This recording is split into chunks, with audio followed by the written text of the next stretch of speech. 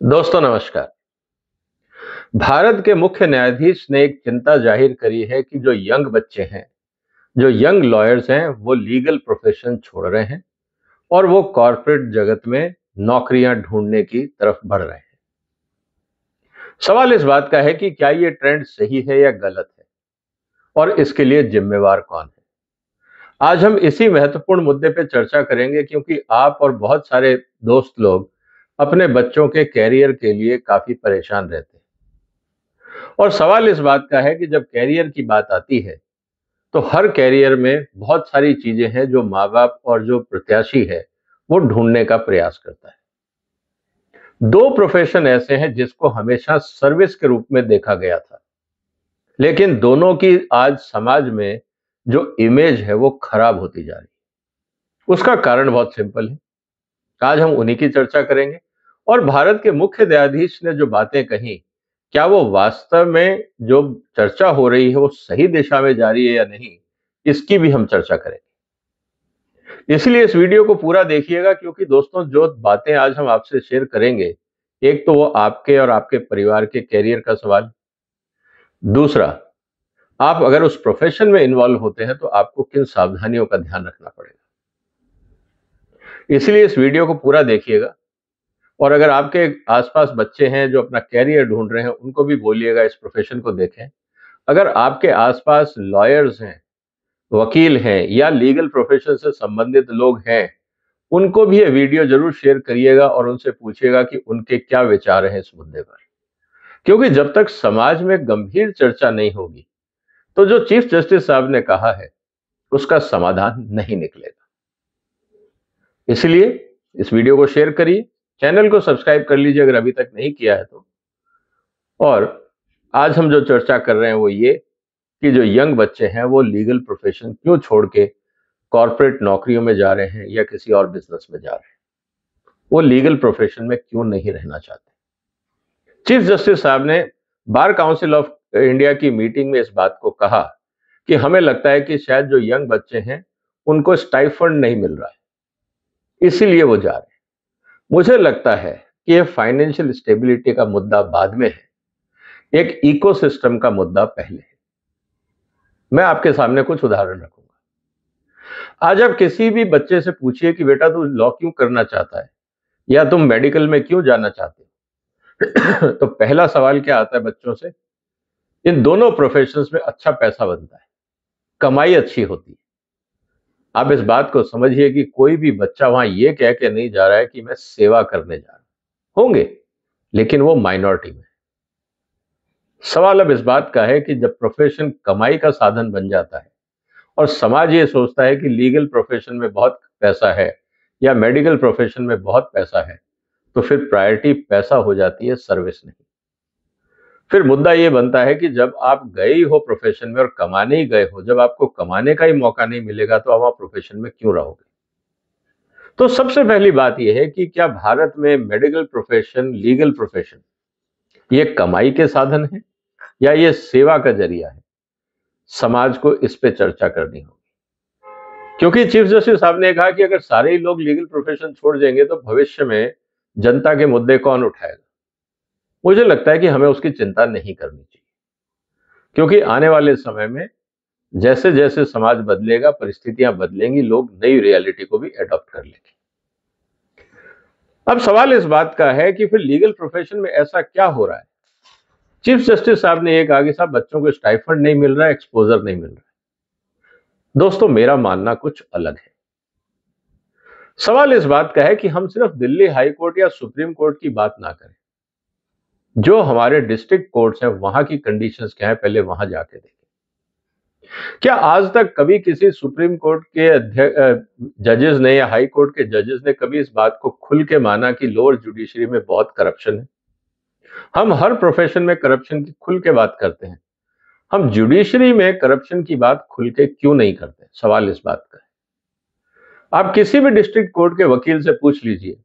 अभी मैं कुछ दिन पहले कुछ वकीलों से बात कर रहा था, दोस्त हैं, कहते साहब हमारे कोर्ट्स में तो ऑर्डर खरीदने पड़ते हैं। जब इस तरह की भाषा का इस्तेमाल होने लगे तो आप समझ लीजिएगा कि उस सिस्टम में क्या हो रहा है। दूसरी बात, जिस तरह का इंफ्रास्ट्रक्चर है लोअर कोर्ट में, क्योंकि सारे जितने वकील निकलते हैं बच्चे, वो सारे सुप्रीम कोर्ट और हाई कोर्ट में तो आके प्रैक्टिस करेंगे नहीं। लोअर कोर्ट में जिस तरह का इंफ्रास्ट्रक्चर है, जिस तरह की मारामारी है, और उस पर तो मूवीज भी बनने लगी, उस तरह की स्थिति जो भारत के फिल्मों में दिखाई जाने लगी है कि क्या हालात होते हैं कोर्ट्स के, उसके बाद बताइए कि कौन सा बच्चा उस प्रोफेशन में रहना चाहेगा। तो क्या हम हालात को सुधारने का प्रयास कर रहे हैं? सबसे बड़ी बात। अब सवाल ये आएगा कि इसमें कोर्ट क्या कर सकता है? सरकार को फंड्स देने हैं। सरकार ये कहती है कि कोर्ट्स मनमर्जी करते हैं, कोलेजियम सिस्टम चलाते हैं, सिस्टम में नहीं ढलना चाहते, उन्होंने अपना एक कार्टेल बना रखा है, तो हम उनका समर्थन क्यों करें? जो मिनिमम होगा हम करते रहेंगे।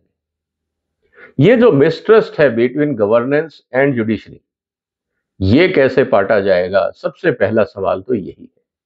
क्या भारत के मुख्य न्यायाधीश इस पे कोई अपने विचार रखेंगे कि जुडिशरी और एग्जीक्यूटिव और लेजिस्लेचर के बीच में जो मिसट्रस्ट बढ़ता जा रहा है, इसको कैसे पाटा जाए? सेमिनार कॉन्फ्रेंस में हम खुल के बोलते हैं कि कोई मिसट्रस्ट नहीं है, ऑफ द रिकॉर्ड सब बोलते हैं। तो जो आप पब्लिकली टीवी पे या सेमिनार में बोलते हो, मैं हमेशा कहता हूं वो एक ही चीज है कि आप socially and politically correct statement ही बोलोगे, आप सच नहीं बोलोगे। क्योंकि अगर आप वहां सच बोलोगे तो आपको ट्रोलिंग होगा, आपके खिलाफ एफआईआर भी हो सकती है, आपके खिलाफ मानहानि का भी मुकदमा हो सकता है। क्योंकि जिसके पास जो ताकत है वो अपने को बचाने के लिए उस पूरी ताकत का इस्तेमाल करेगा। इस बात को हमें समझना। तो सवाल इस बात का है कि जब इंफ्रास्ट्रक्चर नहीं है, जब संविधान के तीनों अंगों के बीच में विश्वास की कमी है, तो इकोसिस्टम कैसे सुधरेगा? करप्शन इन जुडिशरी की हम बात ही नहीं करते, चाहे वो क्रिमिनल केसेस हो, सिविल केसेस हो, हियरिंग पे हियरिंग होती जाती है। किस तरह से खेल होते हैं मैं हर चीज आपको टीवी पे नहीं बताऊंगा या चैनल पे नहीं बताऊंगा, लेकिन आप अपने आसपास जो वकील हैं उनसे जरूर चर्चा करें। क्या उस स्थिति को सुधारने के लिए हम कुछ कर रहे हैं? पहली बात। इसके अलावा जो कोर्ट्स में बहुत इंपॉर्टेंट बात है, और इसको चीफ जस्टिस साहब या बाकी जजेस कैसे एड्रेस करेंगे, क्यों ये तो उनके हाथ में है। जैसे ही आप कोर्ट में आते हैं, बच्चा प्रैक्टिस करने कोर्ट में आता है, उसको ये कहा जाता है भाई साहब यहाँ तो फेस वैल्यू चलता है। अगर आपका फेस जाना पहचाना है, आप किसी पॉलिटिकल पार्टी के साथ जुड़े हुए हैं, आपका नाम बड़ा है, आपके पास बड़ी गाड़ी है, तो शायद जजेस आपकी सुनेंगे, जूनियर्स की सुनवाई नहीं होती। इस तरह की बातें जूनियर्स को खुलेआम बताई जाती है कि यहाँ पे फेस वैल्यू चलता है, कॉम्पिटेंसी नंबर बाद में आता है। इसीलिए हर जूनियर जब भी वो कोई केस करता है तो वो एक सीनियर ढूंढने के लिए दौड़ता है, क्योंकि उसको लगता है कि अगर वो खुद जाके आर्ग्यूमेंट करेगा तो शायद जजेस उसकी बात को सुनेंगे नहीं, अनसुना कर देंगे और क्लाइंट का नुकसान हो जाएगा। इस तरह का जो एक माहौल क्रिएट हो गया है कि जब तक आप किसी बड़ा चेहरा, महंगे वकील या सीनियर को एंगेज नहीं करोगे, जजेस आपकी बात सुनेंगे ही नहीं। उस स्थिति में बताइए जूनियर्स को क्या हौसला मिलेगा? अब इसमें सुधार किसको करना है? जजेस को करना है या सरकार को करना है? अब जजेस कहेंगे नहीं हमने तो सबको बराबर मौका दिया है, वो कहने की बात ठीक है, लेकिन जो प्रैक्टिस में लोग देखते हैं कोर्ट में, वो कुछ और बयान करते हैं। इसीलिए इस बात को भी जजेस को समझना होगा। चीफ जस्टिस साहब ने एक बात और कही कि देखिए नए लॉज आ रहे हैं, आर्बिट्रेशन, आईपीआर, इंसॉल्वेंसी, ये निश एरिया है, सब फील्ड है, यहां पे भी अपॉर्चुनिटीज बढ़ रही है। मेरा निवेदन है चीफ जस्टिस साहब से और सभी जजेस से कि जो आपके आर्बिट्रेशन पैनल में लोग बैठे हैं, आप जरा उनका ट्रैक रिकॉर्ड निकाल लीजिए। ये वही जज हैं जो कोर्ट से रिटायर हुए हैं, उनके पास कोई स्पेशलाइजेशन नहीं रहा है। आपको चीफ जस्टिस मिल जाएंगे आर्बिट्रेशन पैनल में, सुप्रीम कोर्ट के जजेस मिल जाएंगे, हाई कोर्ट के जजेस मिल जाएंगे, 500 तो आपको जजेस मिल जाएंगे दिल्ली के कोर्ट के अंदर जो आर्बिट्रेशन सेंटर है। तो घूम फिर के जब आपको स्पेशलाइजेशन चाहिए होता है, तो आप तो स्पेशलाइजेशन की रिस्पेक्ट कर ही नहीं रहे। मैंने एक केस में निवेदन किया था कि मुझे इस तरह का एक फील्ड में स्पेशलाइज्ड आदमी अगर आप आर्बिट्रेटर अपॉइंट कर देंगे तो मेरे को सुविधा होगी, एक्सप्लेन जो टेक्निकलिटीज हैं वो करने में कम मेहनत लगेगी, क्योंकि वो व्यक्ति इस सब्जेक्ट को समझ पाएगा। लेकिन हमारी स्पेशलाइजेशन की डिमांड को रिजेक्ट कर दिया गया, क्योंकि नहीं, कोर्ट डिसाइड करेगा किसको देना है, और फिर एक रिटायर्ड जज को आर्बिट्रेटर बनाया गया। सवाल इस बात का है कि जो चीफ जस्टिस साहब कह रहे हैं, क्या वो जमीनी हकीकत पे वाजिब है? क्या पॉसिबल है? क्योंकि आर्बिट्रेशन में भी वही सिस्टम हावी है जो कोर्ट्स में है। उनके आर्ग्यूमेंट, उनका सोच का तरीका ही वही है। आर्बिट्रेशन हो या कोर्ट हो, हमें कोई फर्क नहीं दिखता दोनों में। अब सवाल इस बात का है, क्या इस पे कोई मानदंड लागू होगा कि अगर आज आपके पास मान लीजिए 100 आर्बिट्रेशन के केस हैं, तो उसमें कितने स्पेशलाइजेशन को केस दिए जाएंगे, कौन से दिए जाएंगे, नॉर्मल जजेस को नहीं दिए जाएंगे? क्या इस तरह का कोई गाइडलाइन सुप्रीम कोर्ट इशू कर सकता है, ताकि प्रोफेशनल्स को या जो यंग बच्चे आ रहे हैं उनको प्रोफेशनल एरिया में काम करने का एनकरेजमेंट मिले और वो डाइवर्ट हो, जिसकी जरूरत है समाज को और देश को? क्या सुप्रीम कोर्ट ऐसी कोई गाइडलाइन बना पाएगा? इसी तरह से आप मीडिएशन में चले जाइए। एक आप एनालिसिस करिए कि जितने भी मीडिएशन कमेटी के मेंबर्स होते हैं, उनको मीडिएशन के ऑन एन एवरेज कितने केस मिलते हैं और बाकी लोगों को कितने मिलते हैं? क्या यहां पे कोई ट्रांसपेरेंसी या ऑब्जेक्टिविटी आ सकती है कि एक रैंडम नंबर से, जिसको एक बार केस मिल चुका उसका नंबर अब बाद में आएगा? क्या हम ऐसा कोई सिस्टम कर सकते हैं कि जब तक पूरी लिस्ट खत्म नहीं होगी तब तक उसका नंबर दोबारा नहीं आएगा? क्योंकि जब तक आप ट्रांसपेरेंसी और अकाउंटेबिलिटी नहीं लाएंगे तो यंग बच्चे को क्या इंटरेस्ट है लीगल प्रोफेशन में रहने का? उसको तो यही लगता है कि यहाँ कार्टेल बने हुए हैं, अगर आपकी दोस्ती है, भाई भतीजावाद है, तो आपको काम भी मिल जाएगा, केस भी मिल जाएंगे और आपकी सुनवाई भी हो जाएगी। नहीं तो आप हजारों लोगों की भीड़ में काला कोट पहन के भटकते रहिए। क्या यही लीगल प्रोफेशन की इमेज समाज में जा रही है? मैं आपको अंदर और बाहर दोनों की बातें बता रहा हूं। मेरा किसी को अवमानना का, जिसे कहते हैं कि मुद्दा नहीं है। आप कहेंगे जी आप पे कंटेम्प्ट ऑफ कोर्ट लग जाएगा, अगर सच बोलना कंटेम्प्ट ऑफ कोर्ट है तो सही, लेकिन जो मैं कह रहा हूं अगर वो गलत है तब चर्चा होनी चाहिए। अगर मैं कह रहा हूं वो सही है तो फिर सुप्रीम कोर्ट को गाइडलाइंस बनानी चाहिए। इसके अलावा जो सबसे इंपॉर्टेंट जो चीज आ जाती है कि लॉ प्रोफेशन में जब तक हम पैसे को मानदंड बना के चलेंगे और ये कहेंगे कि साहब आज की तारीख में, अखबारों में बताता हूँ, आर्बिट्रेशन इतना महंगा क्यों होता जा रहा है हिंदुस्तान में? हम कह रहे हैं भारत को हम अंतरराष्ट्रीय स्तर का आर्बिट्रेशन हब बनाएंगे। जिस तरह से हमारे यहाँ सोच है और काम होता है, मुझे नहीं लगता कोई आएगा। आप सिंगापुर और बाकी कंट्रीज में जाके देखिए, जो आर्बिट्रेशन होते हैं वहां आर्बिट्रेटर उस सब्जेक्ट के स्पेशलिस्ट होते हैं। किसी भी रिटायर्ड अधिकारी को या सीनियर वकील को आर्बिट्रेटर नहीं बनाया जाता है। अगर आज मैं ग्रेन ट्रेड की बात करता हूं तो ग्रेन ट्रेड में जो आर्बिट्रेटर है वो उस सेक्टर के अंदर एक एक चीज जानना चाहिए उसको। उस आर्बिट्रेटर का एलिजिबिलिटी का एग्जाम होता है कि वो ग्रेन ट्रेड को समझता है या नहीं, उसके बाद उसको आर्बिट्रेटर बनाया जाता है। इसी तरह से ऑयल ट्रेड के अंदर अलग है, मेटल ट्रेड में अलग है, लेकिन हिंदुस्तान में जो आर्बिट्रेशन सेंटर है वो जनरल है। लेकिन वहां केस सब तरह के लिए जाते हैं, चाहे वो टेक्निकल हो, नॉन टेक्निकल हो, कमर्शियल हो, सिविल हो, सब तरह के केसेस हैं जो आर्बिट्रेशन में जाते हैं, लेकिन स्पेशलाइजेशन पे ध्यान नहीं। तो हम कैसे ग्लोबल हब बन पाएंगे आर्बिट्रेशन का? और उसके अलावा फीस कम नहीं है आज आर्बिट्रेशन। आपको वकीलों की उतनी ही फीस देनी है, उतनी ही बार आपको हियरिंग लगती है और वैसे ही फीस लगती है, टाइम बाउंड नहीं है।